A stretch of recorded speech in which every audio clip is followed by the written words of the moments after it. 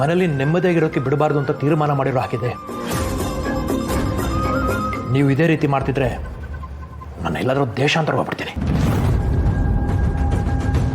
ಆಮೇಲೆ ನೀವೇ ಮನೇಲಿ ಖುಷಿಯಾಗಿರಿ.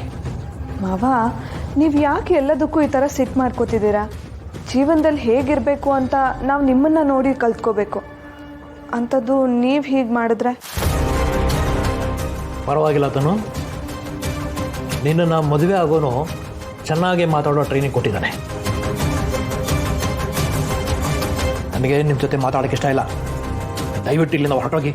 ಅಪ್ಪ, ನಿಮ್ಮ ಹತ್ರ ಒಂದು ಮುಖ್ಯವಾದ ವಿಷಯ ಮಾತಾಡಬೇಕಿತ್ತು.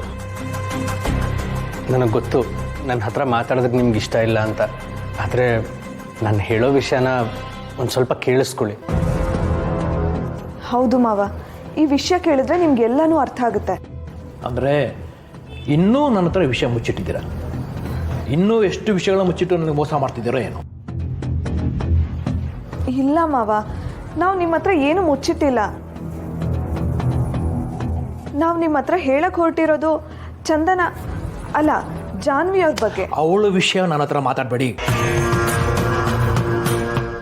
ಅವಳ ಮಗಳು ಅಂತ ಯಾವತ್ತು ಗೊತ್ತಾಯ್ತೋ ಆಗ ಅವಳ ಮೇಲಿದ್ದ ಪ್ರೀತಿ ವಿಶ್ವಾಸ ಎಲ್ಲ ಸತ್ತೋಯ್ತು. ಅವಳ ಬಗ್ಗೆ ತಿಳ್ಕೊಳ್ಳೋ ಅವಶ್ಯಕತೆ ನನಗಿಲ್ಲ. ಅಪ್ಪ, ನಾನು ಹೇಳೋ ವಿಷಯ ಏನು ಅಂತ ಗೊತ್ತಿಲ್ಲದೆ ನೀವೇನೋ ಕಲ್ಪನೆ ಮಾಡಿಕೊಂಡ್ರೆ ಹೇಗೆ? ನಾನು ಅವನಿಗೆ ಹೇಳು ನನ್ನ ಜೊತೆ ಮಾತಾಡೋ ಅವಶ್ಯಕತೆ ಇಲ್ಲ ಅಂತ. ನನಗಿಷ್ಟ ಆಗದೆ ಇರೋ ಜೊತೆ ಸೇರಿಕೊಂಡು ನಾಟಕ ಆಡೋದು ಕಲ್ತಿದ್ದಾನೆ. ಇಂಥ ನಾಟಿಕೆ ಮಾತುಗಳಿಗೆಲ್ಲ ನಾನು ಮರಳಾಗಲ್ಲ.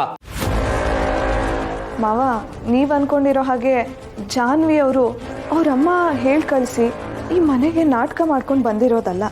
ಅವರು ತುಂಬ ಒಳ್ಳೆಯವರು. ನಮಗೆ ಅವರಿಂದ ಏನೂ ತೊಂದರೆ ಆಗಿಲ್ಲ ಮಾವ.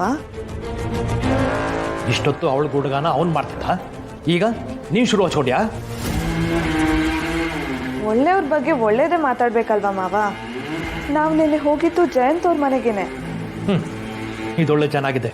ಇಷ್ಟೊತ್ತು ಜಾನ್ವಿ ಮನೆಗೆ ಹೋಗಿದ್ವಿ ಅಂತ ಹೇಳ್ತಿದ್ರಿ, ಈಗ ನೋಡಿದ್ರೆ ಜಯಂತ್ ಮನೆಗೆ ಹೋಗಿದ್ವಿ ಅಂತ ಹೇಳ್ತಿದ್ದೀರಾ. ಒಳ್ಳೆ ಕೋಸಂಬರಿಗಳ ಥರ ಬಣ್ಣ ಬದಲಾಯಿಸ್ತಿದ್ದೀರಾ. ಅಪ್ಪ, ಜಾನು ಬೇರೆ ಯಾರು ಅಲ್ಲ, ಜಯಂತ್ ಅವ್ರ ಹೆಂಡತಿ.